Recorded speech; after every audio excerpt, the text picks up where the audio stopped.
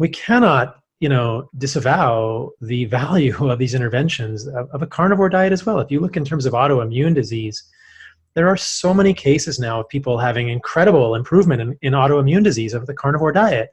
Crohn's disease, ulcerative colitis, rheumatoid arthritis, psoriatic arthritis, really bad psoriasis, eczema.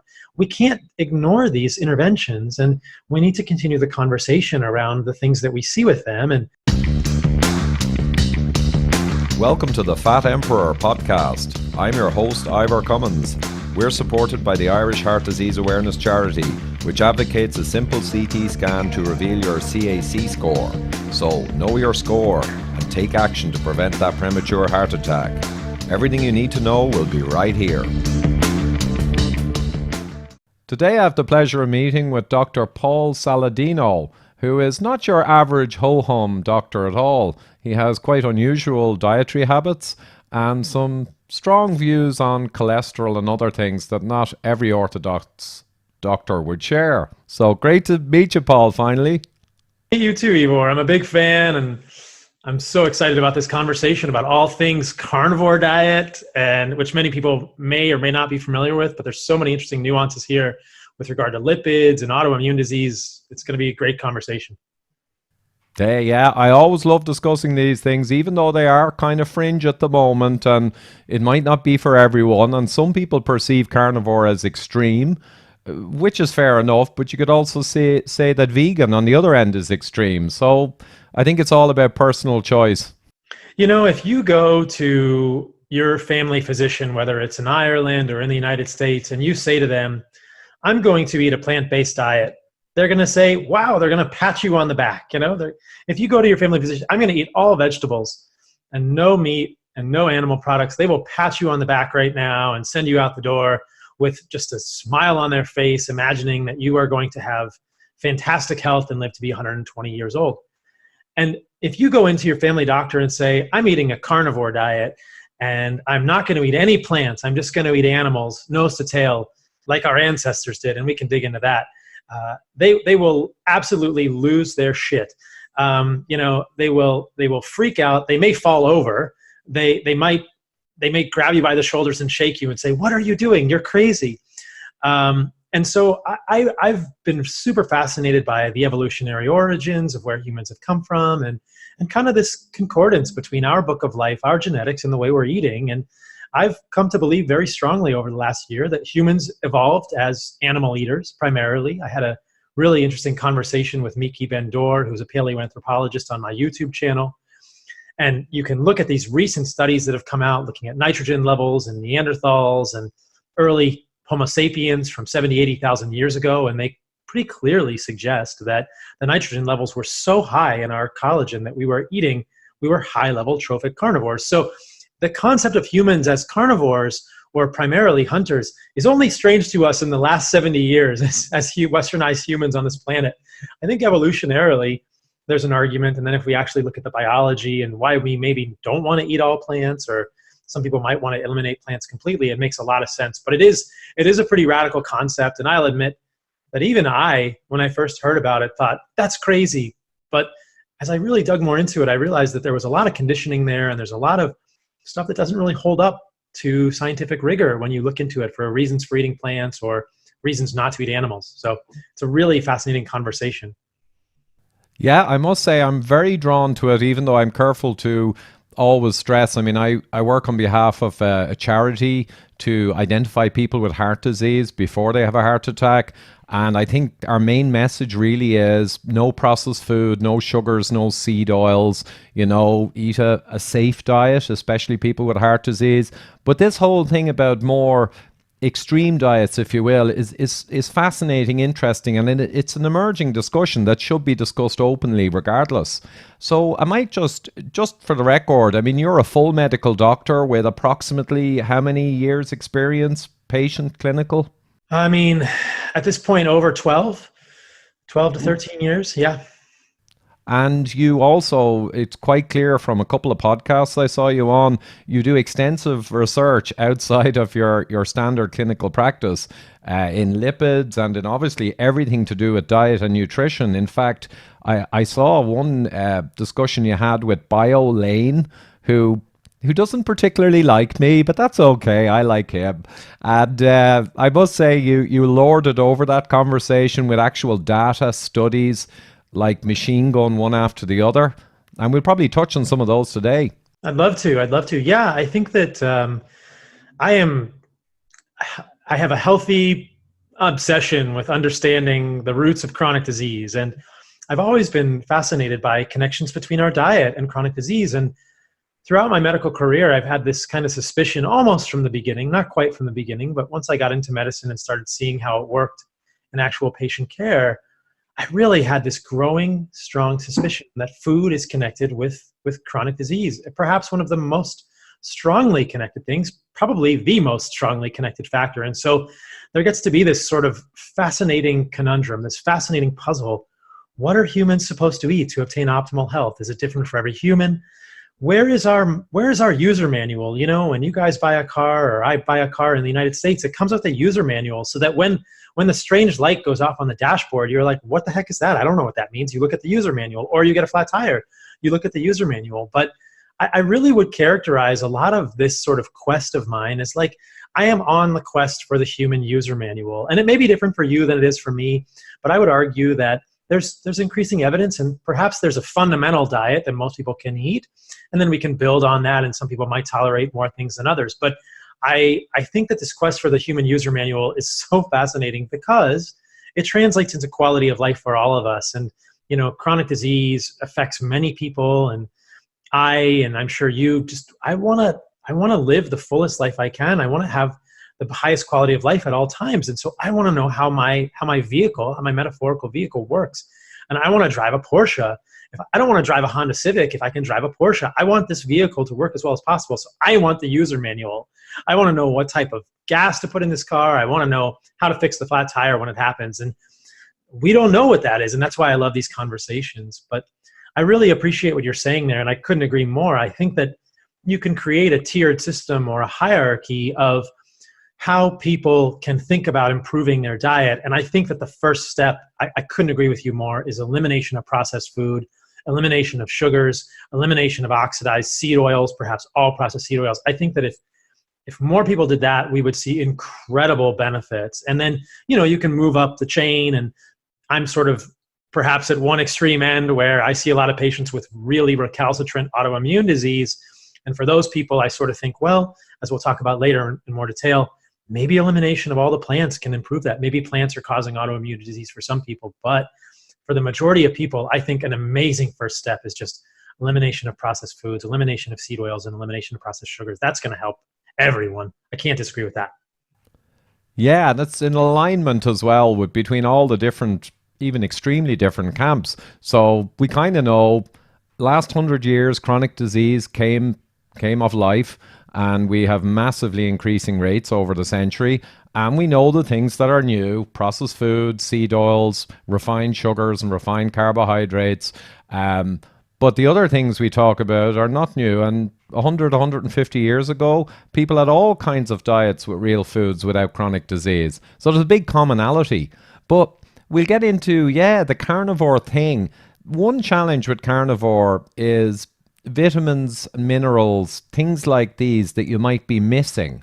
So most people would, I agree, and all the paleoanthropologists, I always send on Dr. Michael Eads' 3 blog posts, Are We Meat Eaters or Vegetarian, part 1, 2, and 3.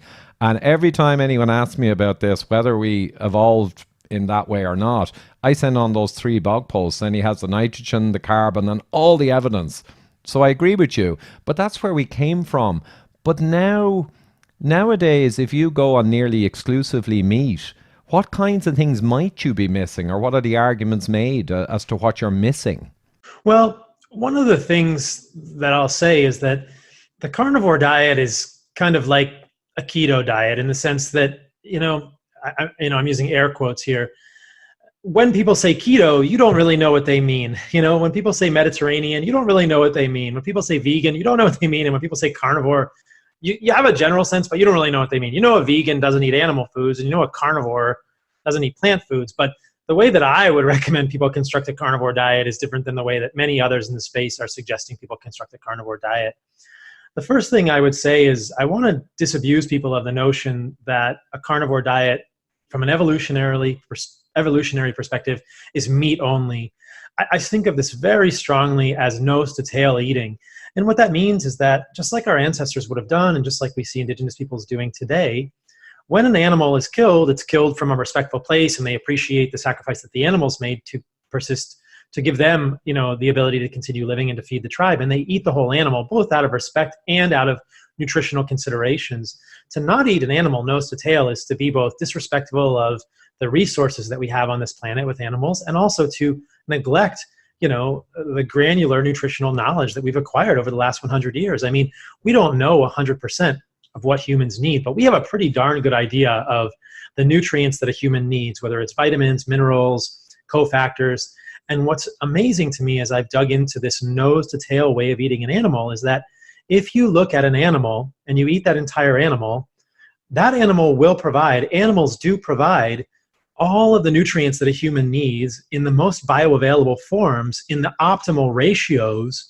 It's this incredible, elegant sort of paradigm that, and the last part of the equation is that without any of the plant anti-nutrients or toxins. So I've argued this before. I would say that an animal eaten nose to tail is the ultimate multivitamin for a human. And we can break down specific examples of that, but I don't think there's any better food for a human in terms of bioavailability, in terms of the proper ratios of nutrients, and in terms of the total cumulative sum of all the nutrients that you can get. And so we can certainly break, I'll say a little bit about individual nutrients that people worry about.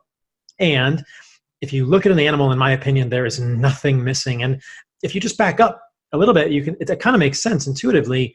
That animal is a mammal, usually, and it's very close to the way a human looks. I mean, our biochemistry is not equivalent to a duck or a cow or, a sheep, but it's very similar. Our biochemistry is much more similar to that than it is to a brassicate vegetable, to a mustard plant. And so the way that biochemistry works is just like ours. We're going to get an animal. The animal's operating system, I've also talked about this, is essentially equivalent to ours. Their biochemical operating system, the way they're built, is very much like a human. Not entirely, but it's very similar. They're compatible. But a plant operating system is completely different than a human, and it often doesn't work well with human biology.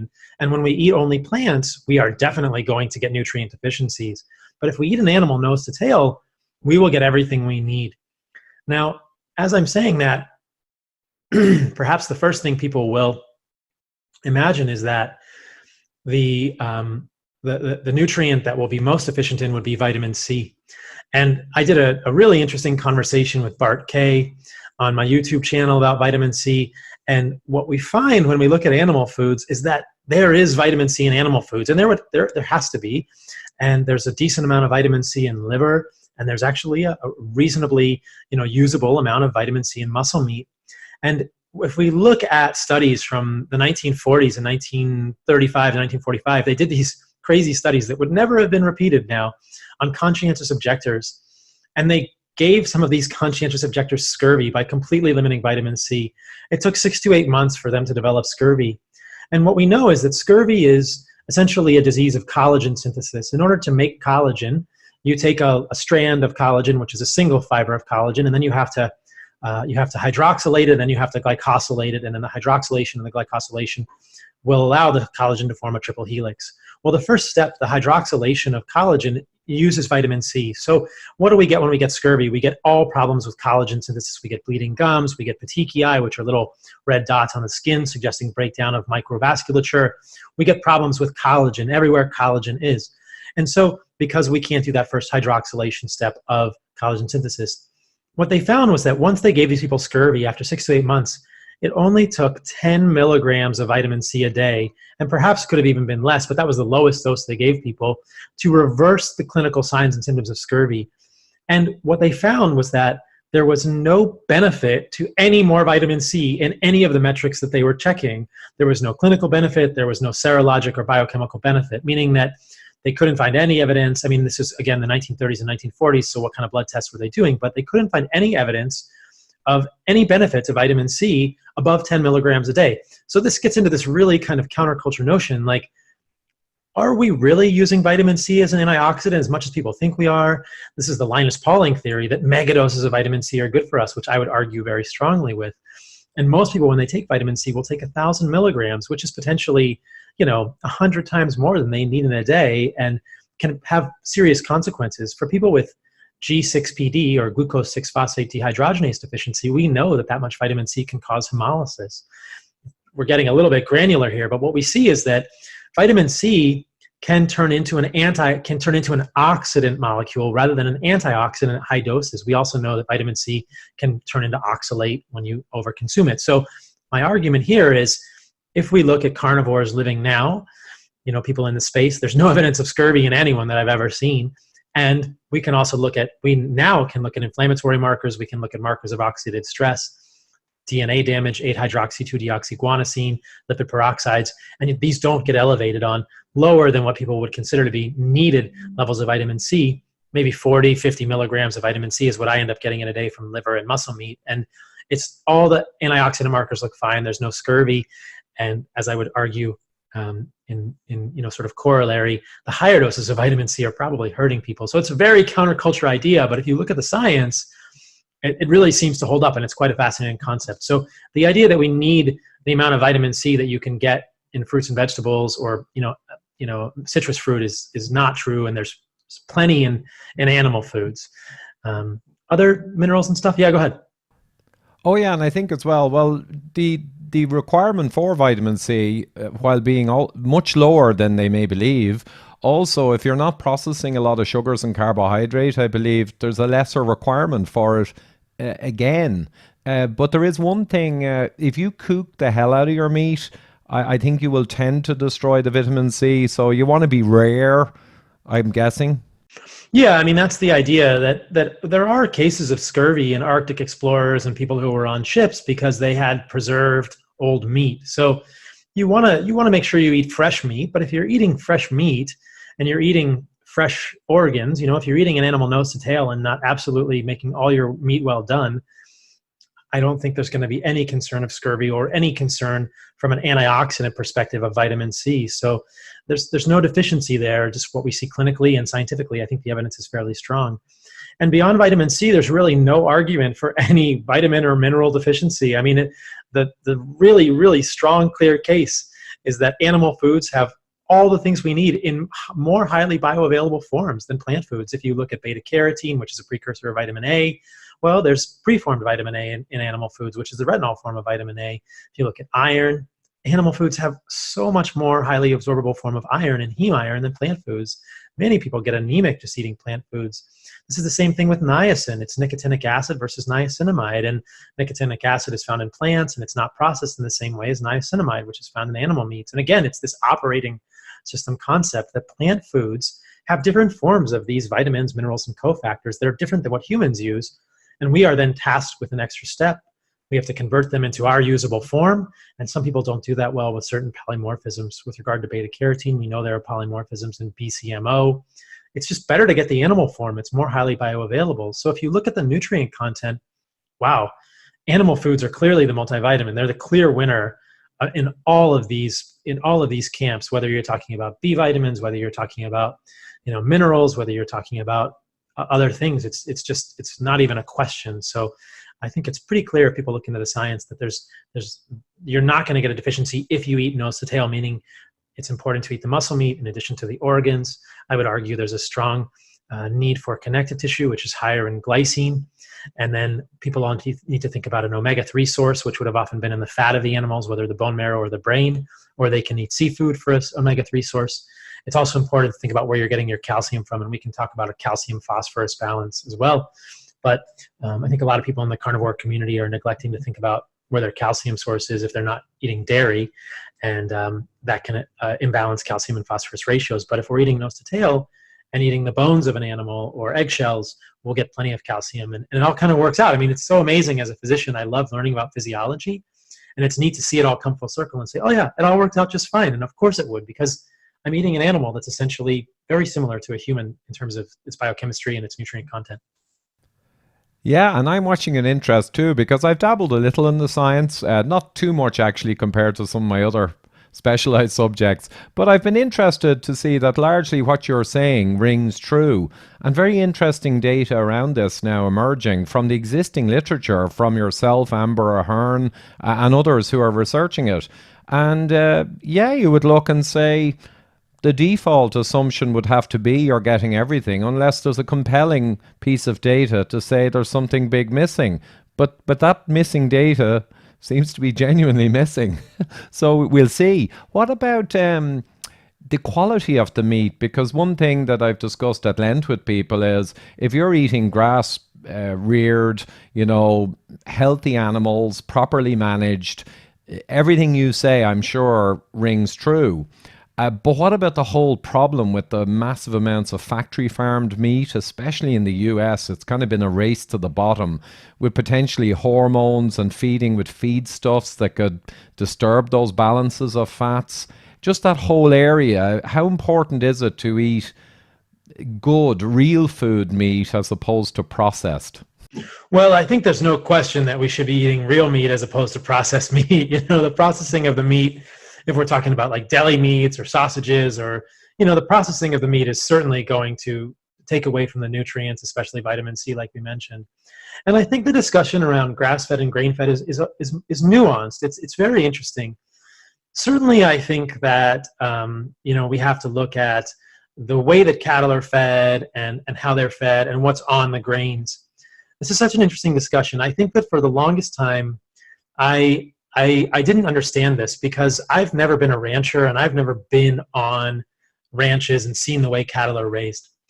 But what I was recently educated about from a rancher is that when grass is growing, I definitely think that the best cattle, the ruminant that I would prefer to eat would be a cow that's been living its life on a very green field for its whole life. Rather, I don't want it to be in a feedlot if I can avoid that. But one of the things that a rancher educated me about was that the grass that they're eating will often turn to seed at certain times of the year. And so the cows do eat some grain, and it's a natural thing for cows to eat grain. And that grain is going to be organic, quote unquote. That's not going to be factory produced grain that could be moldy and full of glyphosate and these things. But the idea that cows would eat grain it really sort of opened my eye and I think, oh, wow, like that kind of makes sense that a cow actually probably wants to eat grain because a grain is going to be very nutritious for that cow. When given the choice, when the grass actually goes to seed, they will eat all the grain off the top of the grass first. So I do think that when we put cows into factory farming situations, we have to really be careful about the quality of that meat, the quality of the treatment of the cow, and the quality of the grains that the cows are fed. But I would have no problem eating a cow that's been eating grain that's growing on grass in the field. So I think I just want to introduce the idea that there's a little more of a nuance here in the discussion. But yes, I think that the factory farming is probably not great. And I think that the work of Alan Savory is quite fascinating. This gets into kind of the ethical conversation and the idea that perhaps if we allow cows to graze in a more evolutionarily consistent manner, they don't eat all the grass right down to the roots. They'll graze a little bit and then move somewhere else and move somewhere else. And when they're on the field, they deposit manure, and that increases the quality of the soil, which increases the carbon carrying capacity of the soil. So he's people can look him up on YouTube. He's done a great TED Talk. But the idea, which is so counterculture, is that one of the ways that we could increase the carbon carrying capacity of the soils and decrease the overall greenhouse gas emissions that we're seeing in the world is by having more ruminant animals who are eating grass, who are managed appropriately. So I thought this was such a cool concept, and it kind of speaks to this idea, like, yeah, let the buffalo roam again. When the buffalo roam, it's like that song, in the States, about the buffalo roaming. When the buffalo roam and, when the cows roam, it's probably going to increase the carbon carrying capacity of the soil and increase the quality of the meat. And so, yeah, I think it's important to think about the quality of the meat, both from an environmental perspective and a health perspective. Processed meats, probably not a great thing. Yeah, and I think the processing of the meats, certainly the deli meats and all heavily processed, I suppose you could consider if cattle are held in pens and fed glyphosate sprayed grains way more than they normally would eat, and then they're injected with hormones and antibiotics. I suppose all of that together adds up to a lot of processing, even though it's a real animal. But like you say, if it's done with certain limitations, with clean grains that have not been covered in Roundup and other things, it may not be so bad. But this will be debated for a long time yet to come. The thing about the environment's a big one, because I hear it, and even my children hear it in school, and debates around saving the environment. And they sometimes ask me, well, how do you speak back to someone who says that the farm animals are destroying the environment? And I say, well, basically you say that there were way more ruminants, and bison than we have now, hundreds of years ago, roaming the earth. And back then there was no global warming. And if you look at the carbon dioxide and the global warming issue or global impact, and look at the graph of our problem, and it goes right up from the Industrial Revolution onwards, right? There were more animals grazing before that graph moved. So it can't be the animals by some definitions. Just a quick break to remind you that this podcast is only possible due to funding from David Bobbitt and the Irish Heart Disease Awareness Charity. For middle-aged people, it is imperative to find out your heart attack risk by getting a CT scan of the heart and your CAC score. The new ihda.ie website has all the scan resources. Please support us by visiting and sharing widely. Knowing your score, you can take action to stop the disease process and save your own life. It can even be as simple as removing sugar, refined carbs and seed oils, i.e. processed food, from your diet. And now we return to the conversation. I mean, if you look at the studies that are done with greenhouse gas emissions, whether it's carbon or nitrogen or any of these other ones, I think most people would have a hard time debating the fact that the majority of greenhouse gas emissions come from industry and technology. I mean, like 70+%, it's just, and then if you look at this, if you look at the statistics, and again, these statistics can be massaged, and so you have to be very careful how people are massaging the statistics. Unfortunately, there's a lot of political agendas at play here, but the most reputable data that I've seen suggests that agriculture, which is combined plant and animal agriculture, accounts for between 11 and 13% of the total greenhouse gas emissions. Well, if you break down that amount of agriculture, it's about 50-50, like animal agriculture is 4 to 6%, and plant agriculture is 4 to 6%, of the total greenhouse gas emissions. People want to believe that the cow farts are causing an issue, and that's false. That's just not the case. If you look in the science, it's just not true. Yeah, and exactly, and I love that distinction you made there, because it's one thing to say that modern agricultural practices rearing animals are problematic. That may be fair enough, and we should pull back all the elements of that. But to actually blame the physical animals for their farts is absurd, because there were a lot more of them hundreds of years ago, and there was zero global warming until we brought in industrial methods, fossil fuels, coal. That's the big change, if you will. And I think if people look at it, it won't be crazy for them to imagine that when an animal poops, that's fertilizer. We use horse poop to make beautiful plants, like an animal is depositing back much nitrogen-rich things into the soil, and that increases the soil's carbon carrying capacity. So it's just crazy to think that it's cow farts. Bill Gates and the senator, who's talking about this really need to be corrected. This is not true, and this is the problem. So yeah, I think if people dig into the environmental aspects of this and the ethics, they'll be surprised. And I think that, there's some really compelling arguments that putting more ruminants on the earth will give us a little bit longer time on this earth before the greenhouse gases get to be too accumulated. And it will also provide more nutritious food for people. And that's the other piece of the equation. Cows eat grass. Humans can't eat grass, like we don't need that land. It's not even tillable land. Cows can pasture on land that's, rocky and it's up and down, it's hilly. You can't even make crops on that land. So to say that cows are using space that we could use to make other food is wrong. And humans can't eat grass. And so basically cows are turning grass into steak, which to me is the most magical thing you could imagine. I mean, one of the most magical things you could imagine. They're the magical machines, And I was recently talking to a guy who's from the northern part of Europe, and he was saying, yeah, in the winter, the reindeer turn moss into steak. And it's like, yeah, humans can't eat moss either. So these animals are really an integral part of our life cycle, and we cannot separate animal agriculture and plant agriculture. We need plants for animals to eat, And to just get rid of the animals would be a catastrophe for this planet in terms of health outcomes for humans. And I believe environmentally it would be a big problem as well. Yeah, manage them correctly and properly and with ethically, and it's great. And the only problem, if any, is modern intensive methods. I was meeting with some artisan farmers a few days ago to tell them all about the calcium scan, and we'll get onto that shortly, and to discuss, real food and its ability to prevent or treat disease. So I filled them in a lot of the science that you might have heard me talk about before. But they went through various methods in farming, and they said it really is a challenge in Ireland now. And one example of many they gave was slurry. Now, the word slurry in Ireland is the stinking liquid mess that they spray over the fields to fertilize them. And basically, they're from penned-in animals standing on slats, and all of their stuff, right, their crap, goes down, and they gather it in enormous tanks. And then later, they suck these tanks out into huge vehicles, and they spray it on the land, and it's a kind of a smell pollution thing. And you can also get runoff into rivers. But the interesting thing was these researchers who were with the team I was with, they said if you actually compact the feces with straw, like was always done in the sheds, and then you take that out into the fields and piles, and you turn it like they used to do to let the air at it, you completely change the nitrogen that's in it, the fertilizer, into a completely different kind of nitrogen compound.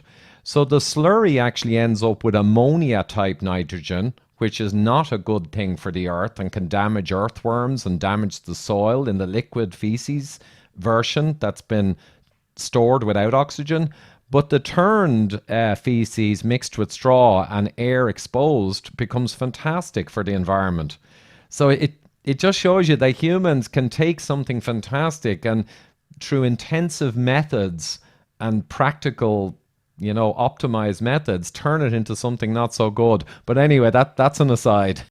It's such an interesting thing, and this is the theme you continually see, or I continually see, is that there's so much wisdom in what people were doing before us. We have incredible technology, and you and I are talking over the internet and this magical, we're talking through the air, this is a crazy thing. But I mean, this is just my rant, but we shouldn't forget the wisdom of our our ancestors, whether it's how they raised animals, how they ate animals, how they dealt with, animal products. And there's a lot of wisdom there. And if we're losing that, we're losing something really valuable. Yeah. Well, I'll skip gears now to, we're going to get into cholesterol and stuff, and also how we really identify people with disease rather than going through the tea leaves or the chicken guts and trying to guess from risk factors if someone may or may not have a heart attack problem in the future. And I'll just qualify, as I always do, that I work for Irish Heart Disease Awareness, and David Bobbitt, who founded that, discovered he had enormous heart disease in 2012 and realized that very few people are using the scan, and they're using the chicken guts and the tea leaves, looking at cholesterol.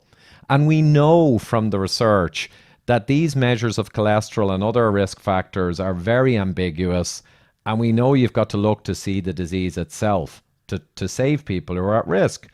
So with that said, there are people who eat an unusual diet, like carnivore or low carb or keto, and some of them, their cholesterol does go up. A lot of them it doesn't, and it doesn't have to, especially older people on low carb. But on keto and hardcore, it often goes up. So maybe a bit of your experience. I think you've dealt with Dayspring and maybe Peter Attia's researcher talking about this LDL versus whether they really have a risk or not. Maybe a little around that. This is a fascinating discussion, and I love that we can get into this because I haven't really done a deep dive. So maybe we'll do a moderate dive into LDL and cholesterol here, but I haven't really done a deep dive in cholesterol in any podcast. So this will be very valuable for people. And I've appreciated much of your work on this topic and refer people to many of your videos. It's a very misunderstood concept. I would agree with you on all of those counts. I do think a coronary artery calcium scan is very valuable for people, and we can talk about the applications of that. And I have seen in my clients and even myself that my LDL number has gone up. So let's just break it down for people a little bit. At least here in the States, most people, when they get a cholesterol panel, will get an LDL, an HDL, a triglyceride, a VLDL, and a total cholesterol.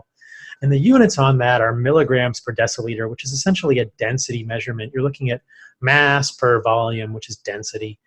And the problem with that is that it doesn't take into account how many particles make up that density of LDL. It's just giving us sort of a weight of LDL particles if we're thinking about LDL, but it's not telling us how many particles that is. And so, you know, I've had numerous conversations with Tom Dayspring, and I've listened to a lot of Peter Attia's conversations with him, and you know, there's a push now to look at LDL particle number, which is the units are nanomole per liter. So a nanomole is 10 to the negative 9th moles. So if we get into really some of the granular numbers here, I think people may find this quite interesting.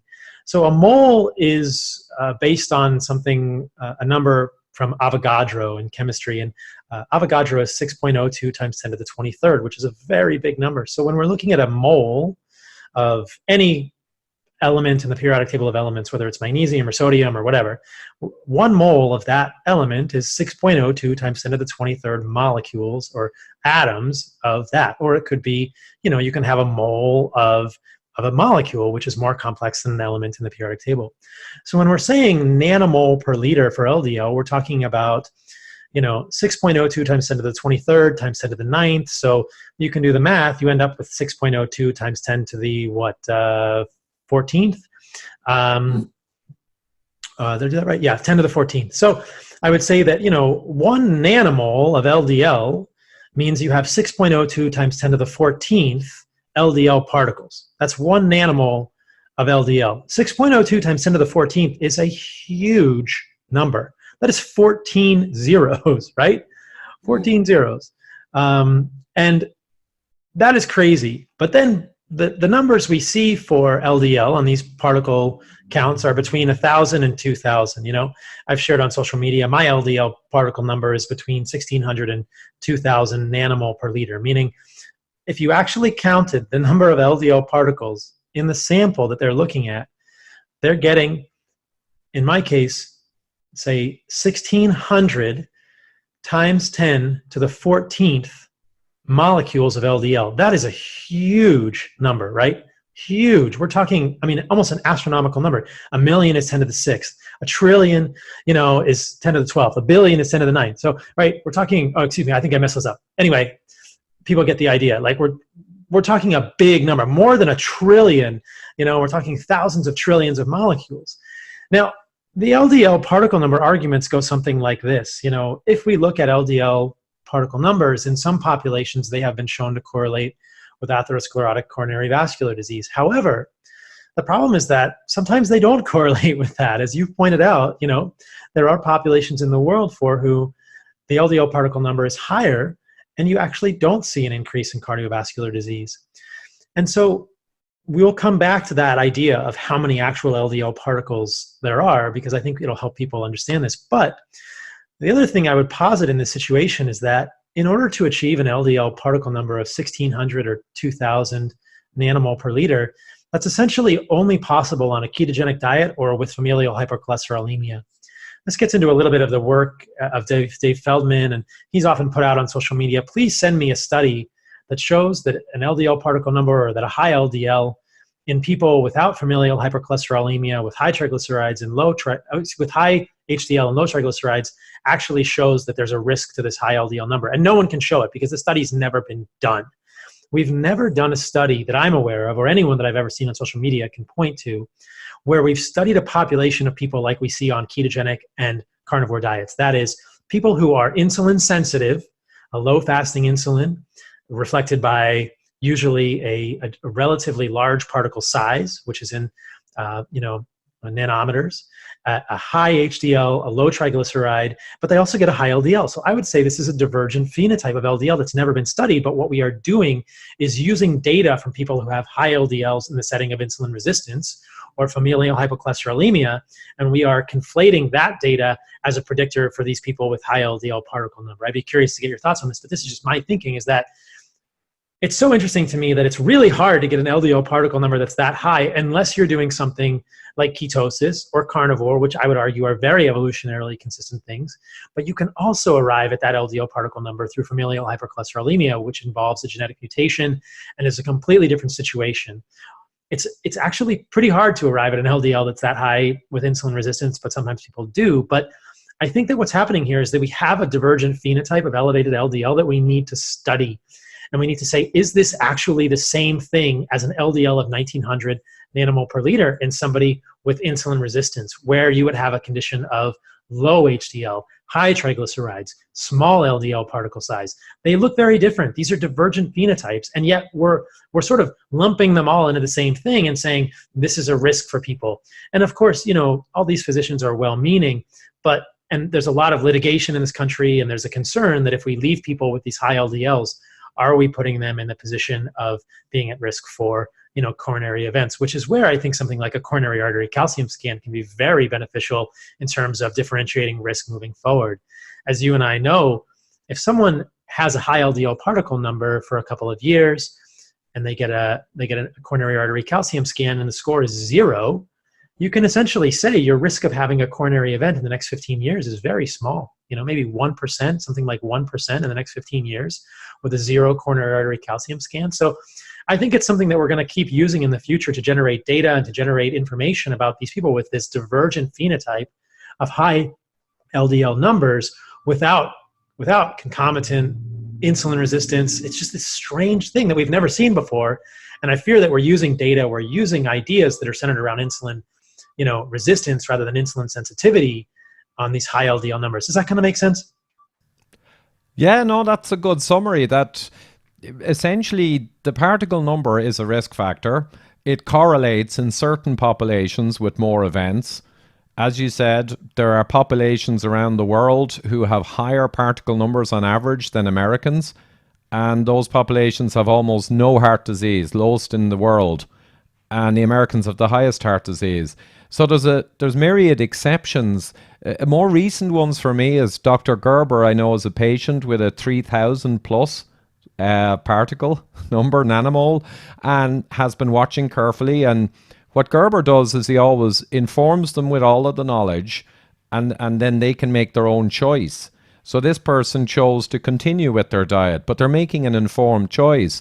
Interestingly, the person 4 or 5, 6 years ago, some time ago, had a 0 score and recently got one again. And a 0 score came back again. And the person is in their 50s. So there are many other examples I won't get into with serial zeros in calcification, which is the ultimate test for disease presence, in people with very high particle counts, but who don't fit the phenotype of insulin resistance, sad diet eating, where the high particle count reflects the problems of a bad diet and insulin resistance. So I agree, but the system, like I say, it's litigious, and also the system screams for simplicity. So the whole medical system seems to have gravitated to, well, rather than looking at the complexity of what you discussed, we'll just say it's the particle number is the biggest thing and get every doctor to just look at the particle number. But that's a disservice, though, to people when it's only one risk factor of many. So I'd agree. I think absolutely the calcium scan is crucial, because mainly to find the people who have big disease so we can intervene and they can lower their numbers or whatever they need to do. That's the crucial thing. But to reassure people who are in the situation that you describe. And with serial scanning, they can check back in a few years. And if there's still a low score or no real progression, they know they have very little atherosclerosis inside. And they can make the personal decision to continue to have a high particle count. I guess the problematic person is one who gets the impression they can change their diet, their particle count can go up and maybe inflammatory markers, and they're probably fine where they might not be. I guess you need some expertise to read the blood markers to ascertain. Some people might react badly to an ultra low carb keto diet, and rather being insulin sensitive, low inflammatory markers, everything good except maybe a higher LDL, they might actually get some genuinely bad markers going in the wrong place, might react badly. I think that that's where, a functional medicine physician comes into the equation, because I haven't really seen it in my clinical practice. Generally, there's something else going on in that situation, but yes, you would, when people send me lipid panels all the time on social media and they say, what does this look like? And all they send me is LDL, HDL, triglycerides, total cholesterol in milligrams per deciliter. And I say, I can't say anything about it. I need to know fasting insulin. I need to know HSCRP. I want to know fibrinogen. I want to know your ferritin. I want to know your thyroid. Like it's not a complex. And I love that you bring up this equation, this idea that we are really trying to oversimplify things in medicine. And I think it's because many of these concepts are quite complex, but it does the patient a disservice, because people getting put on statins is not a small decision. I mean, statins are real drugs. They are going to have major side effects for many people. I can't tell you how many people I've seen. Before I was a physician, I was a physician assistant in cardiology, and I worked for 4 years in cardiology, and I saw many patients who had myalgia, memory loss, problems with sexual function with statins. And I'm not saying that statins don't serve a place and haven't had some data to show that they improve outcomes in terms of secondary prevention, nor am I saying statins are the worst thing in the world, but I'm saying they're serious drugs. Just like any drug we use, whether it's a proton pump inhibitor or a selective serotonin reuptake inhibitor, none of these drugs are benign. And it really kind of irks me when physicians say like, oh, this drug is totally safe. It's not totally safe. So to put someone on a statin is a very serious decision that people need to be aware of. And I think that there's becoming this knee-jerk reaction. Your LDL is high, you're going on a statin. Well, in my opinion, that's a disservice to the patient, and the physician, though they may be very intelligent and well-intentioned, is not considering all of the risk factors nor all of the data points, which would go much beyond the cholesterol, as you're saying, to give a real sense of what someone's overall picture looks like. Because let's just revisit the idea of LDL particle numbers, and I think people will understand this.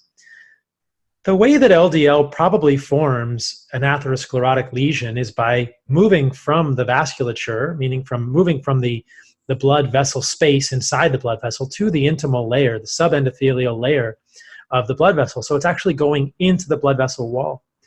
Now, an LDL particle is between 20 and 22 nanometers, but if you look at the space between the endothelial cells that lie in the inside of a blood vessel, it's about 70 nanometers. So it doesn't really matter how big our LDL particles are. They're always going to move into that subendothelial space. And I've heard you talk about this, and I think it's a great thing to point out to people. It's not just moving into the subendothelial space, it's becoming oxidized either in the blood or in the subendothelial space, and then being retained in the subendothelial space. This is in the blood vessel wall.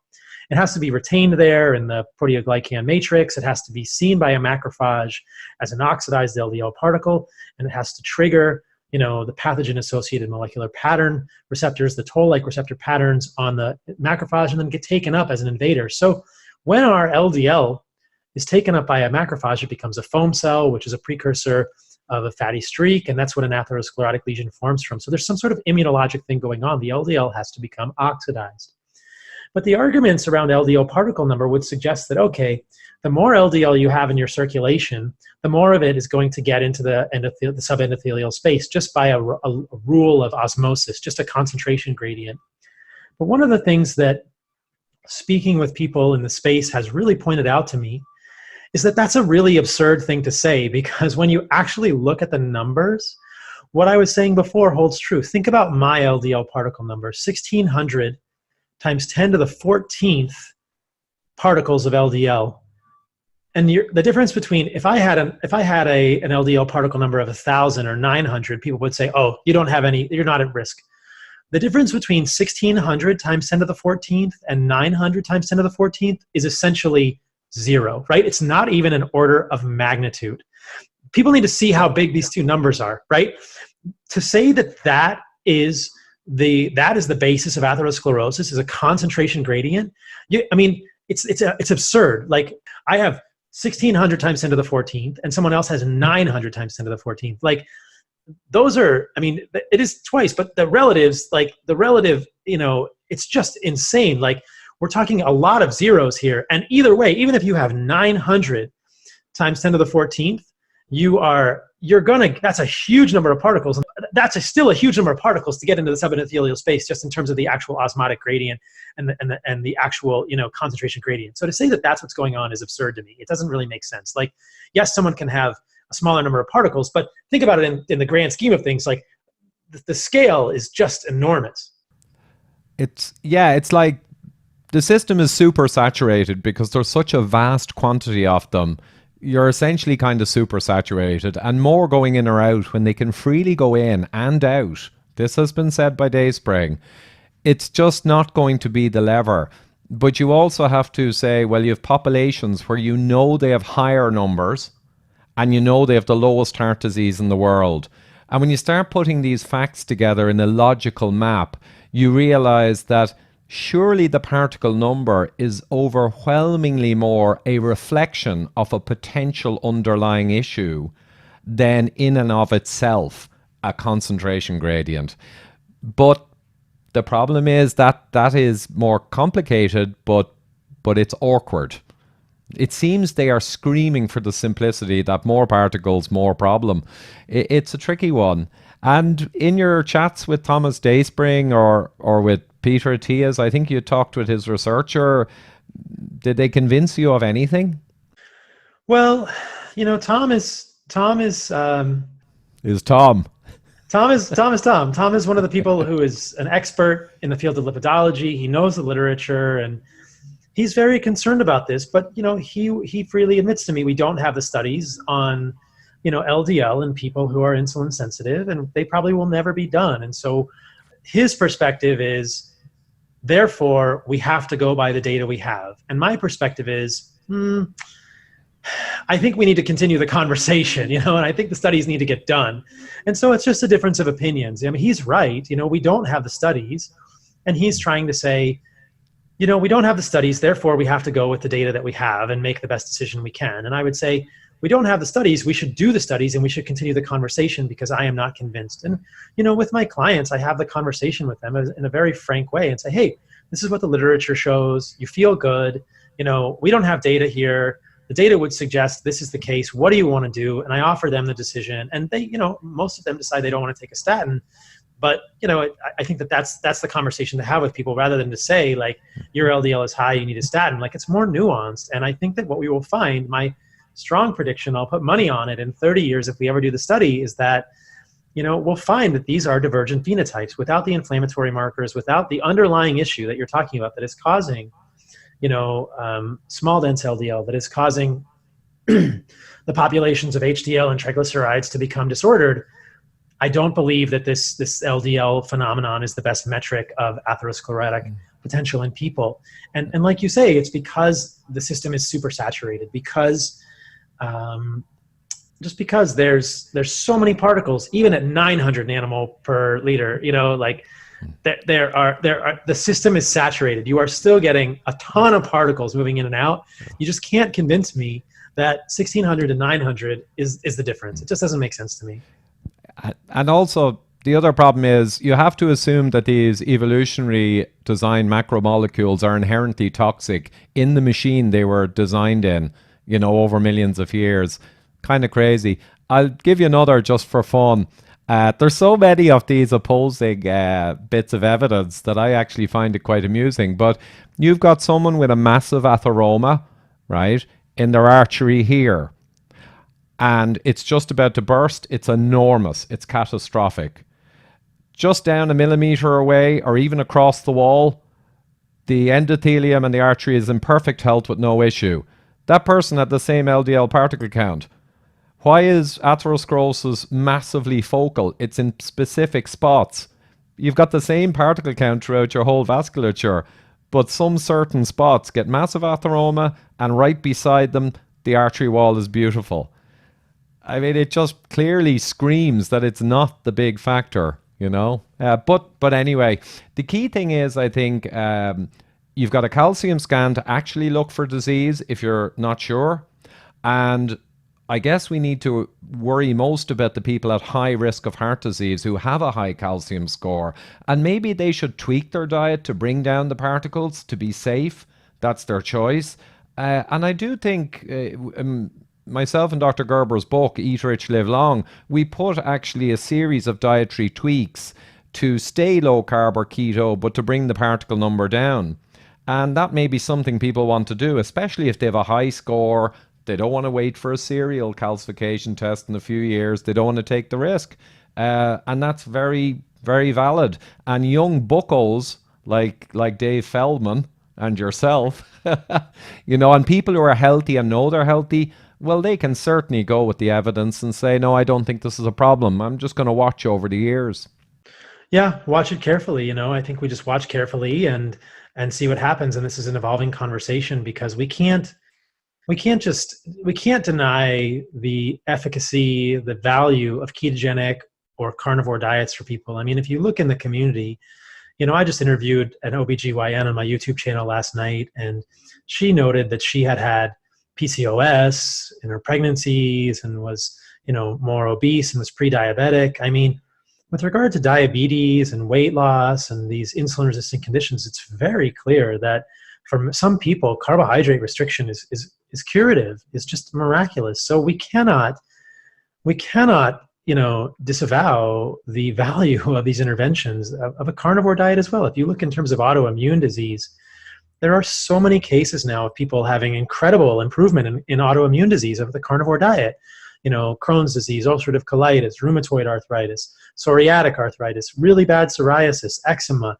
We can't ignore these interventions, and we need to continue the conversation around the things that we see with them. And I have trouble believing that something that improves insulin resistance, that improves autoimmunity, is on the other hand going to be bad for a cardiovascular outcome. I don't think that's the case. I think some people would argue, well, it could improve one thing, but then it's going to worsen another thing. I think that's bullshit. I think that, if the body's getting healthier, I don't think that's what's going to happen, but that's the conversation. And what I just want to see is that we continue the conversation and that people don't stop thinking about the value of these interventions, because I'll tell you what, being in mainstream Western medicine, there are a lot of patients who are not getting better and don't have anything else. And all that mainstream Western medicine can offer them is symptom-focused, pharmaceutical-based treatment, which is a real disservice. And these interventions with diet, ketogenic diets, carnivorous diets, can really change the problem at the root. And that is miraculous, in my opinion. So to stop thinking about how valuable they are and when we can use them is a great disservice to all the patients, everyone in the world. Yeah, I agree. They're an enormous tool, and you mix them with some other tools and they'll blow away pharmaceuticals on average in terms of beneficial effects. And we see it everywhere. I interviewed Mikhaila Peterson there a short while ago in Boulder, Colorado, and we went through all of that. And the carnivore, it's fascinating to me, but I view it as the ultimate elimination diet. And yeah, as we talked and you went through, it brings all of the fully formed proteins, amino acids, and much of what we need because they're similar animals. But the other thing is, it's the ultimate elimination diet. I sometimes say to people, well, look, plants can be healthful, and that's fine. I eat vegetables myself, above ground, non-starchy. But we've got to be cognizant that all known problematic foods for humans, whether it's celiac or people having a problem with nightshades, or all the different humans who have an issue with foods, the only commonality with all of the problem foods is they're all from the plant world. They're never meat, fish, or eggs. And I kind of say, so look, if you've got an intractable problem and there's anything in diet that can help you, and everything has failed, and you want to really try the ultimate elimination diet, well, obviously it's kind of meat, fish, and eggs, and maybe not even eggs, because some people are allergic to the whites. Okay, fair enough. But if you do that for 4 to 6 weeks, you'll really find your best baseline with the least problematic diet in the universe. And then you can go from there. I mean, that's the way I view it. If it's not for me because I don't need to, but if I did need to, of course I'd experiment with it if I needed to. Wow. Just a quick break to remind you that this podcast is only possible due to funding from David Bobbitt and the Irish Heart Disease Awareness Charity. For middle-aged people, it is imperative to find out your heart attack risk by getting a CT scan of the heart and your CAC score. The new ihda.ie website has all the scan resources. Please support us by visiting and sharing widely. Knowing your score, you can take action to stop the disease process and save your own life. It can even be as simple as removing sugar, refined carbs, and seed oils, i.e. processed food, from your diet. And now we return to the conversation. Yeah, I think that is one application of a carnivore diet. I think that people sometimes say it's the ultimate elimination diet, and I would say, yeah, absolutely. It's a very valuable tool. And I will admit that many people enjoy eating plants and find benefit from plants. And so I think that if people are thriving and they are kicking ass in all the ways they want to kick ass, sleep and energy and mental clarity and athletic performance and libido, man, I don't care what diet you're eating. I'm not going to tell you to change it.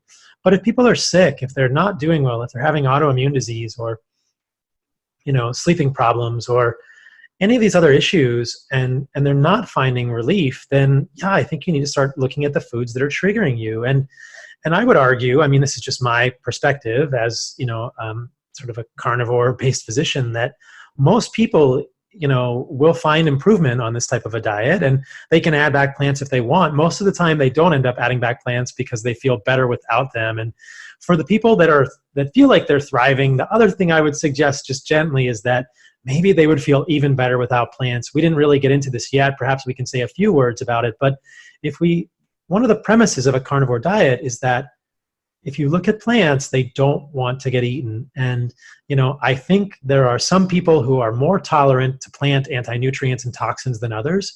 But I believe that most people would feel better without plants in their diet because of these anti-nutrients and toxins. And a lot of times people don't even know how good they could feel. But I'm not trying to convince people to eat a certain way. I just want to offer options for people who are not feeling well or want to improve. But if you really dig into the plant toxins, it's quite a fascinating realm. If you think about it evolutionarily, plants are rooted in the ground. They can't run away. Animals can run away. That's their defense mechanism. So animals never evolved toxins in their flesh, except for something like a pufferfish in the ocean. But that's pretty rare. Most animals don't have toxins. If you look at animal meat, eating an animal nose to tail, there's nothing toxic in there. And that's just the plain, there's no toxin in there. But if you look at plants, whether you're looking at a brassicate vegetable like a mustard seed plant or kale or cauliflower, there are many plant anti-nutrients and plant toxins in that plant. And some people may be more or less sensitive to those. And that's why I think for some people, I would argue for everyone, an elimination of all the plants would really give you an idea of how good you could feel. And then you could see if you wanted to incorporate that back in. And a lot of times I get asked by people, what are the least toxic plants? I think most people want to eat plants just for social norms and things like this. And I say, that's fine.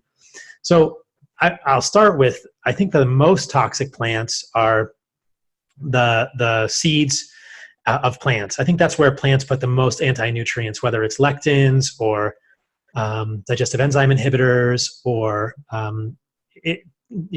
things that are really going to mess up our digestion, and plant pesticides. They're in the seeds. And so I would include seeds.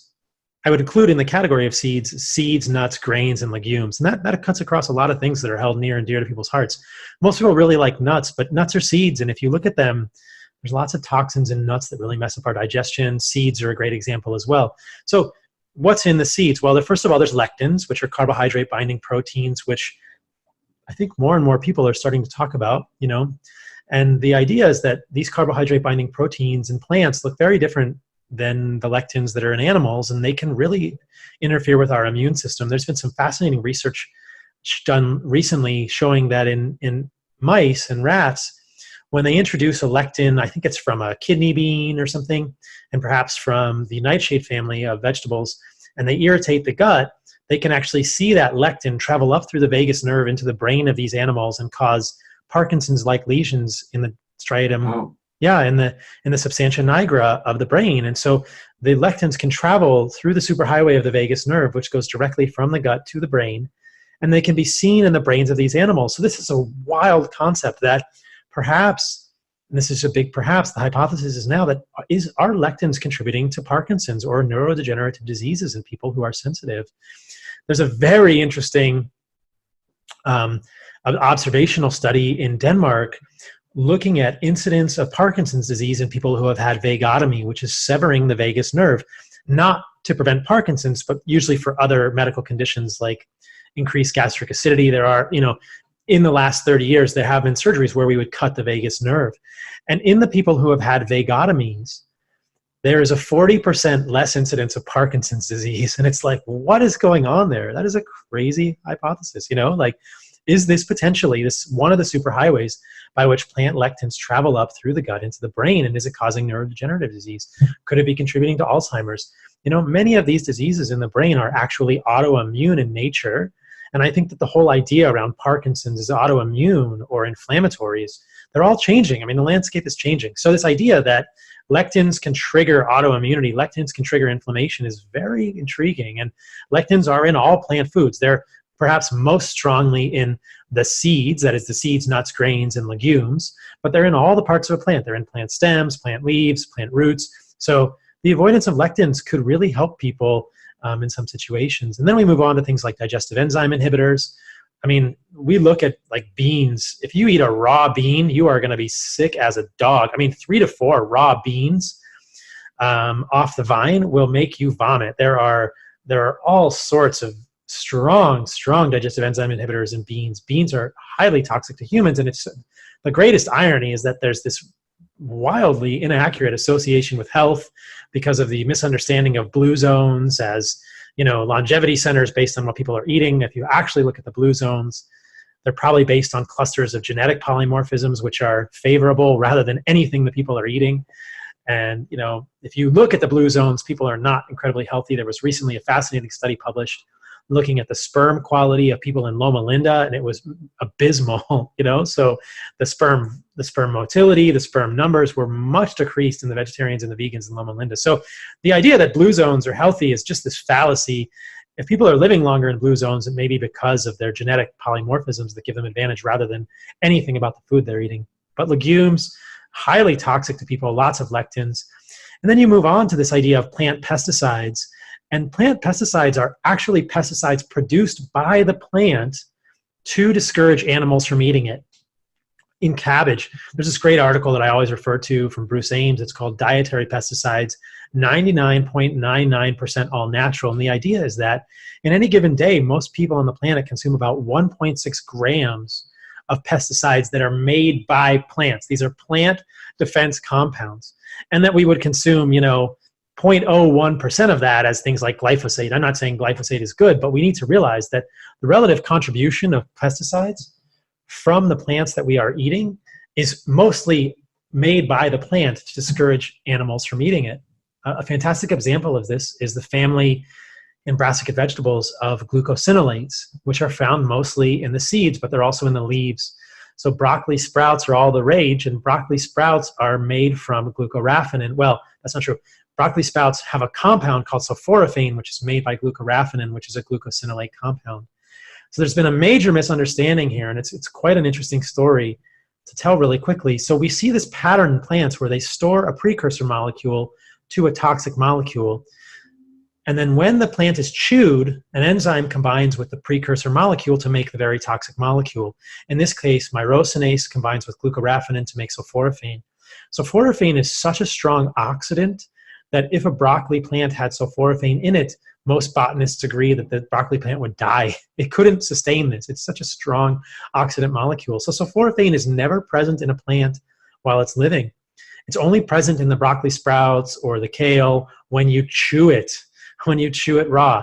It's a defense mechanism saying, oh, you're going to eat my seeds, you're going to eat my sprouts, you're going to eat my leaves. I'm going to make sulforaphane, and it's a toxin, it's an oxidant. Now, Rhonda Patrick has talked about this a lot and said that sulforaphane is great because it activates NRF2 in the liver, which it does. But here's the thing, NRF2, this gets into all these different rabbit holes, NRF2 can be activated by all sorts of things in the human body. It's part of a process of, you know, it triggers the production of more glutathione, which is our endogenous antioxidant. People often misunderstand the fact that sulforaphane is not beneficial. Sulforaphane is a toxin. There is a concept of hormesis whereby a small amount of a toxin can trigger the production of increased amounts of glutathione in the human body, but sulforaphane is not directly beneficial to humans. In fact, it's directly harmful, and I'll tell you why in one second. But sulforaphane is doing something in the liver by triggering the NRF2 pathway that we can do on our own. Heat stress, cold stress, exercise, fasting, these all increase our glutathione levels and cause oxidative stress. We don't need sulforaphane to have adequate or optimal levels of glutathione, so it's a redundant effect. Well, where is sulforaphane actually toxic?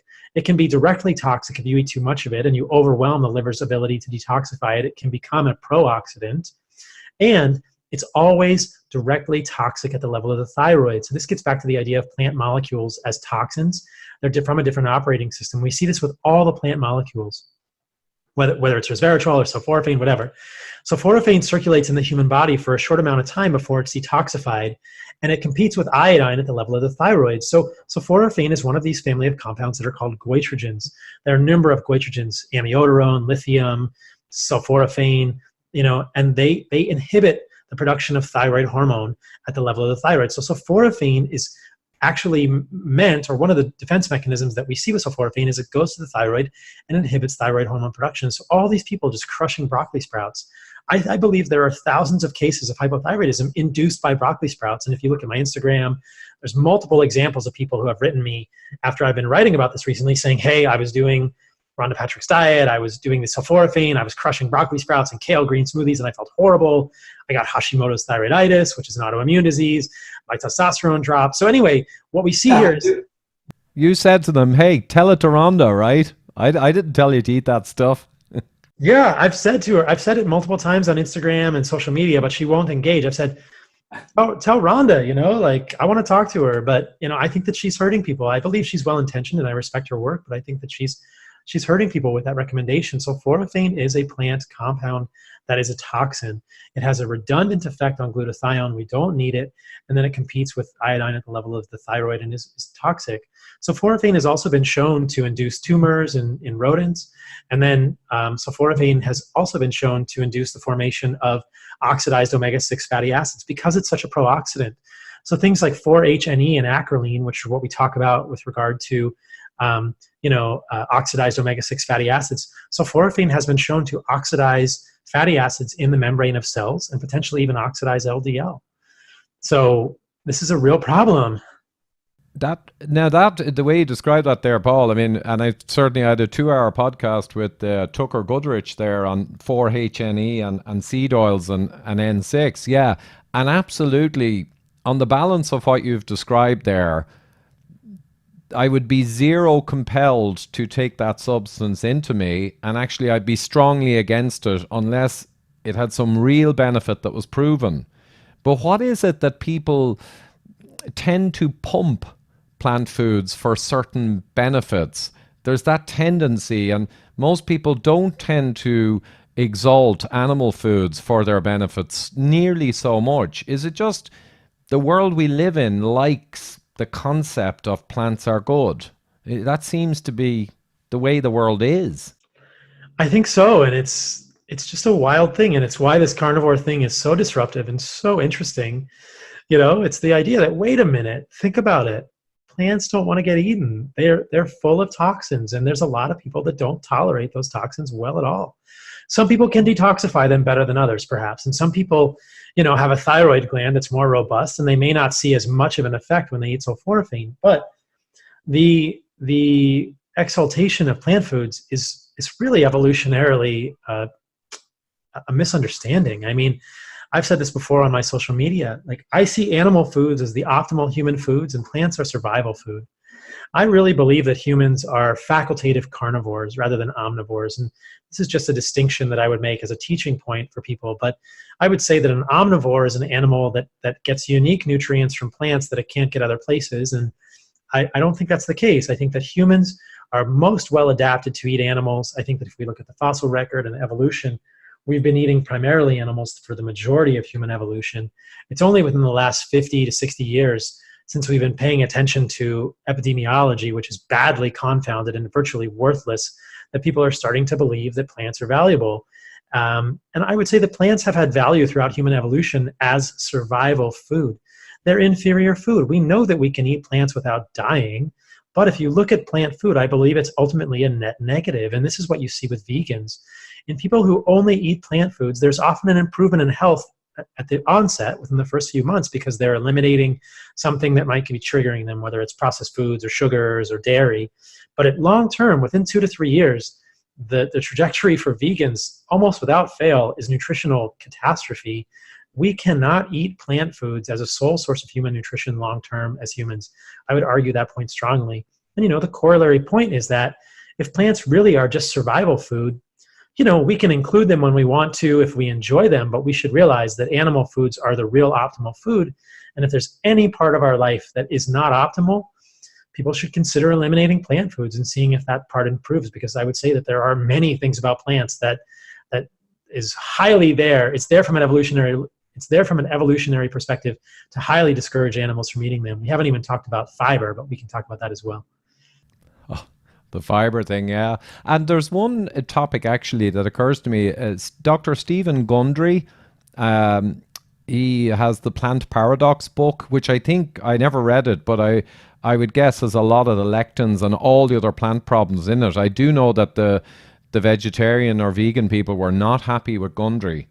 But at the same time, even though he did highlight all of the concerns around plant foods, he has also done work and does a lot of work with ApoE4 people with heart disease and inflammation. And he sees excessive meats, fats, and cheeses particularly can make their inflammatory markers go up and go in the wrong direction. So it's like this could be the exception that proves the rule, that if you've sustained metabolic damage from bad foods over decades, that particularly cheeses and rich protein and fatty foods may not be ideal for you. Maybe fish and things like that more ideal. This like low lectin plant diet, which I would disagree with. I think, in an individual level, people can be triggered by lectins from any plant, potentially from an animal as well, although we don't really see it. And so he's kind of created this like unique system and said, oh, these plants have more lectins. If you eliminate these, you'll get less. And while that might be the case, I think all plants have lectins, and so that's important to notice. At the end of the book, Stephen Gundry essentially says that he's a plant-based diet advocate, however, though, and he argues strongly that animal proteins age humans, which is, frankly, it's just kind of an unfounded claim. It doesn't make any sense, and he doesn't have any data to back it up. He uses rodent data to suggest that that's maybe the case, but he's misinterpreting the rodent studies quite badly. So it's very confusing and concerning that he's doing this, and it bothers me. So what he says about animal protein, he'll say animal protein ages us, and he just makes the statement. It's like, what do you mean animal protein ages us? How is animal protein any different than any other protein? Essentially, animal protein is protein. If it's from a plant, if it's from an animal, an amino acid is an amino acid. So to say that animal protein ages us is just kind of a ridiculous statement. He refers to mouse studies and rodent studies where they overfed the mice with methionine. And what they saw when they overfed the mice with methionine was they did get a shortening of the lifespan of the mouse. Well, what you dig into there is this biochemistry around the methionine-glycine balance, and the idea that subsequently when they restricted the methionine in a mouse's diet, they got the mouse to live longer. They said, see, here's the thing. Protein ages us. Methionine ages us. And I think this is his argument, that animal protein is higher in methionine than plant protein. Well, this is a misunderstanding of the data. What was really going on there was that by overfeeding the animals in methionine, they were imbalancing the methionine-glycine ratio. And when they gave the animals a robust amount of methionine and just gave them glycine at the same time, the glycine extended the lifespan of the mice. So it was the methionine-glycine ratio. So to say that an animal protein that is high in methionine is going to shorten your life is to completely misunderstand the biochemistry around methionine and glycine ratios. And this kind of goes back to nose-to-tail eating.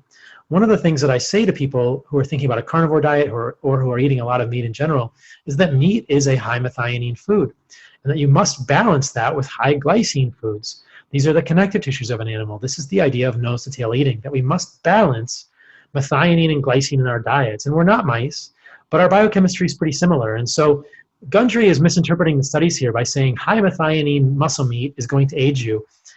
That's bullshit. It only happens that way if you don't get enough glycine in your diet. And like I said, there are some really remarkable studies. I'm happy to pull one up and tell people the name of it. There are some really remarkable studies that show that when you actually supplement the diet of a mouse with glycine, they get life extension.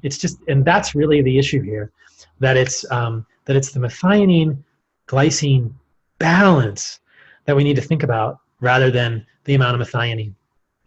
And actually, Paul, now I'm glad you went through that, because I had heard about the ratio before and that was the explanation for these. And Walter Longo is another guy who's strongly anti-animal foods generally, and the similar arguments that protein drives diabetes and cancer. And I think all of it is, there's misunderstandings in there, as you've described one of them, but there's probably more as well, yeah. There are many misunderstandings. Yeah, Walter Longo is, I think, misunderstanding the equation as well, and it's a disservice because animal foods are so rich in nutrients and people are limiting them, they're going to develop nutrient deficiencies. So I'll just mention this paper to people because it's so striking. The paper is called Glycine Supplementation Extends Lifespan of Male and Female Mice. It's in Aging Cell. It's September 28, 2018. So people can look up that study as well. It's just a striking demonstration that, and this is sort of what really frustrates me about the people talking about this is they'll say this on podcasts and then they never share their data. But if you actually nail them to the wall, they're talking about mouse studies with excess methionine. And we say, oh, that's been disproven. Like, you just need to look at the glycine studies to show that. And it actually, from my perspective, it's beautifully symmetric because it reflects back to ideas around, eating nose to tail and getting enough glycine to balance your methionine. So the ideas that Gundry is suggesting around animal foods, aging humans, they're just fallacy. It's such a shame that he's saying this. And then I would also say that he's underestimating the impact of lectins in many foods. Yeah. And fair enough. And what about the cheese, though? I think I always suspected when with ApoE4 people who have metabolic issues and sensitivities and maybe extensive heart disease, it's always been cheese and animal products, cheese and fat and protein. And I've met a lot of people and discussed with them this. And if you isolated cheese, which has the casein and other challenges, from the animal foods with the ApoE4 patients that he's dealing with, I wonder, is cheese carrying a large part of the can for changing inflammatory markers? Because cheese, in fairness, what do you think about cheese in general? It can cause reactions, it can cause issues, and maybe that's what's causing the effects, much more so, that they do appear to see. Yes, this is the problem with nutritional research. Now, if people follow me on Instagram, they'll know that I'm not a huge advocate for dairy for exactly this reason. Some people do seem to tolerate dairy, but just like egg whites, there are animal products, usually not muscle meat, but egg whites and dairy are animal products that do seem to trigger immunologic reactions in people. And ultimately, inflammation is an immunologic reaction. And I agree with you here. I have concerns about the immunogenicity of casein and whey, specifically A1 versus A2 casein, and the fact that casein can break down into casomorphin, which is an opiate-like compound found in dairy, which can change satiety signaling and all these things. And so, yes, these nutritional studies are badly constructed in that they often will combine heavy cream, and they'll use heavy cream or a milkshake or a milk product as the source of either saturated fat in these ApoE4 studies or the source of the fats in these studies. And I've never seen a study with tallow. I don't think most researchers in the country understand tallow. They don't even know what tallow is. It's just a rendered animal fat. And I've never seen research with people just eating steak. That's not an intervention. But if you look at the ApoE stuff, I think it's a complex equation. But yes, I think that it's confounded by the fact that for some people, dairy may be particularly immunogenic. And what we're seeing there is a signal related to the immunogenicity of the proteins in dairy rather than anything related to saturated fat. And this kind of segues into discussions around saturated fat, lipopolysaccharide, endotoxin. There's a lot of people talking about this right now, and I think that the data here is also very confusing. But if you look at the studies in increased levels of endotoxin, increased levels of LPS, which is lipopolysaccharide, and feeding of saturated fat, you really have to dig into the study to see what type of saturated fat people were actually fed. And almost invariably, it's dairy. They're getting heavy cream, they're getting dairy fat, which brings with it casein and whey and other immunogenic proteins. And so the question is, when you're feeding someone dairy and you're seeing an increase in postprandial lipopolysaccharide, is that due to the saturated fat in dairy? Or is that due to the casein and the whey causing an immune reaction in the gut, potentially triggering leaky gut in these people? So it's a very complex equation. And researchers are too hasty to blame saturated fat because that's the story that everybody wants to make, even though it doesn't seem to be very clear. When we look at lots of studies, it's not clear at all that saturated fat is bad for humans. In fact, in many cases, there's no evidence of that. But the researchers just want to blame saturated fat. It's like there's this bandwagon to blame animal foods and to blame saturated fat. So anytime they can get a result that suggests that, they jump to that conclusion without really thinking at a much more granular level and thinking, oh, there are all these other proteins in milk. Nobody's actually giving, a single saturated fatty acid a very pure experiment. Nobody's giving tallow or, these things. There are some experiments with coconut oil which look a little different than the dairy experiments. The other thing with the experiments with lipopolysaccharide is that they're often done in people with pre-existing insulin resistance. So they're sort of stacking the deck in their favor. The 2 studies I've seen are on women with PCOS and a mixed population of men and women with metabolic syndrome. So these are people that probably already have leaky gut, they already have metabolic syndrome, and they're saying, oh, when we feed these people with metabolic syndrome dairy, we're seeing increases in postprandial lipopolysaccharide. Well, that doesn't really tell me much, And interestingly, in those studies, the fasting levels of LPS are normal in both groups, suggesting that it's just a reaction to the food, and that, that there's something uniquely immunogenic or inflammatory about the food they're eating. And I would strongly suggest it's not the saturated fat. That's very evolutionarily inconsistent. It's probably the immunogenic proteins in the dairy. Yeah, dairy is an enormous confounder on average, I'd say. And it's tricky. And I think many of the researchers are simply not thinking in that isolationist way to really isolate what the factor is. I just think, not through malice, but I just think they're happy enough to go in and do a study that's a fat study and just do it and get their data and get published and then move on to some other study. They may not even be aware nearly so much of these factors like the casein and the interaction with the immune system. I mean, arguably many of our diseases, even heart disease, are inherently autoimmune type diseases. And yeah,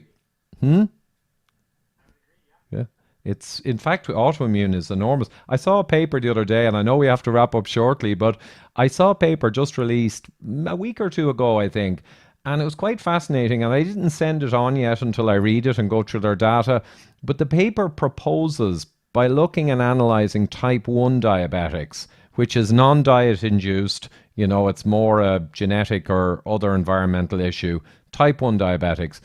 And they found that the percentage of celiac issues in the type 1 diabetic population was so large, combined with other analysis they did, they actually suggested in the paper that gluten and plant components may be a big chunk of the cause for type 1 diabetes. Now, that's not going to be a popular idea out there, right?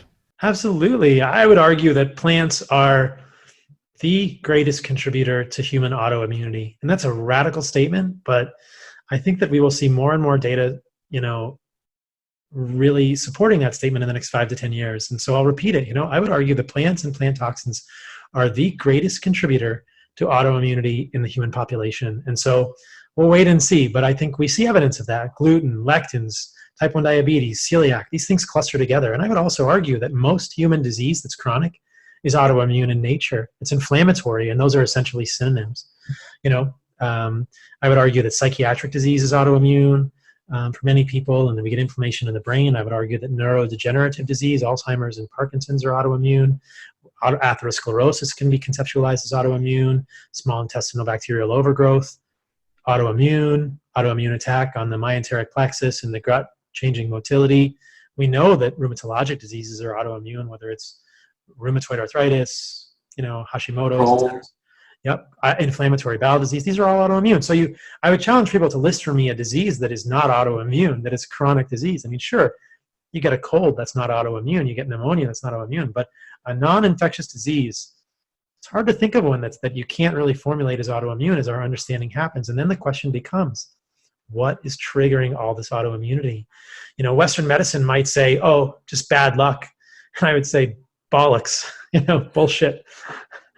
Bullshit. It's your environment. And the first place you look is food. Yeah, and then you got to decide which foods, and everyone has to research themselves. But certainly, Paul, you've given a huge amount of information here on some of the foods from arenas that we need to be a little suspicious about and careful with. Yeah. And so I'll just add briefly for people, I would say, I talked about the most toxic foods. I would say the least toxic foods, in my opinion, are probably the non-starchy fruits, things like avocado and olives. Plants don't really put the same defense mechanisms into the fruit that they do into other parts of the plant. But I think that we must remember that fruits and fructose are not good for humans, generally speaking, and most fruits don't really have much redeeming value, whether it's high oxalates and blackberries and raspberries. I mean, a small amount people can probably tolerate, but I would say the non-sweet fruits are pretty benign, you know, for people, and that's a good place to start. But be aware of where the toxins may be. That's a great way to finish it, yeah, the safer plant foods. And I always perceive as well that if someone wants to be really careful, or they have a lot of disease going on, particularly heart disease, well, if you focus more on fish, avocado, olive, and, you know, these kind of very much less problematic plant foods, and ideal animal foods like fish and grass-fed fatty meats like lamb, it would be really good too. In fact, lamb has been called land salmon in Ireland for its very high omega-3 to omega-6 ratio. So, you know, that could be a really targeted diet for someone who's being extra careful. Yeah, I think that's reasonable. Yeah, I would just be careful not to exclude the ruminant animal foods. You know, I think that like you said, and like we said throughout the podcast, you know, well-raised, well-cared for ruminants, whether it's a lamb or a cow, I mean, in my opinion, that's a superfood, you know? Oh, yeah. And I guess I'm including lamb, but certainly beef as well. But maybe because of concerns around factory farming, antibiotics, and anything else that could trigger any immune or hormonal problem, someone with a lot at stake can just pay that little extra to get really well-reared meats. And yeah, excellent. So I think that's probably what I'm going to have now shortly tonight, though I do have another meeting now before I get to my evening meal. And what are you having this evening, Paul, to finish up? What are you having for dinner? It's morning here, my friend. It's morning here. Oh, well, okay, but lunch. What do you do a lot of fasting during the day and have a main evening meal? I do 2 meals a day usually. And so I ate before we jumped on this call, and I had 2 grass-fed steaks, about 20 ounces of grass-fed organic steak with, I also eat salmon roe, which is a great source of phospholipid DHA, and I ate some pasture-raised duck egg yolks. I don't eat the whites, but I ate some pasture-raised duck egg yolks raw. And then I had a little bit of extra fat and tallow on my steak with collagen for glycine and sea salt. And then I had some raw, previously frozen liver for all the other complementary nutrients there. So that's my nose to tail meal, and I'll probably repeat something like that in early afternoon, and that'll be the rest of my day. I'll usually only eat two meals a day, and I'll do like a 16 to 18 hour fasting window. Yeah, that sounds pretty good. I'm really thinking about food now. I'm sitting here as you talk, and I'm thinking of my evening meal, because it's now, I think, probably around 6:30 p.m. and I haven't eaten yet today, so I'm looking forward to something nice. Great stuff. Hey, thanks a lot, Paul. We'll talk again, and we'll keep watching the data, and we'll see how this develops. I'm so excited. Should I tell people where they can find me? Oh yeah, I'm going to put some links when I post it, but yeah, go ahead. What's the main place? So I'm a functional medicine doctor here in the States. I work with people all over the world. I've got clients in Britain, in the UK, and Bangkok. So if people want to work with me, they can reach out to me via email. It's paulsaladinomd@gmail.com. I've got a YouTube channel where I'm sort of developing my own podcast and interviews with luminaries. Hopefully I'll be able to have you on my channel soon. I thought you said luminaries. Luminaries. Go on. Not me. Yeah, sure you are. Come on. So that's at Paul Saladino MD on YouTube. You can find that channel. I'm on Instagram at Paul Saladino MD. I'm on Twitter at MD Saladino. I have a Patreon at Paul Saladino MD if people want to support me there. People can find more about me at my website, which is paulsaladinomd.com. And I also have a Facebook page at Paul Saladino MD. So there's lots of places where people can reach out to me. Probably email or Instagram are the best. And please check out my YouTube channel. I'm trying to put out lots of good stuff there. Excellent, Paul. And I'll put the link anyway to your main website, and that's going to have all your buttons for your social media too, I guess. Super stuff. Well, have a great rest of the day. Thank you, sir. It's been awesome. Thanks a lot, Paul. Good luck now. Bye. Bye. Thanks for tuning in, guys. If you're watching on YouTube, you can see my subscribe button in the middle of the screen, a free viewing of the Widowmaker movie on the far right, and myself and Dr. Gerber's book, Eat Rich, Live Long, on the left. Otherwise, please do subscribe to the audio podcast. Thanks.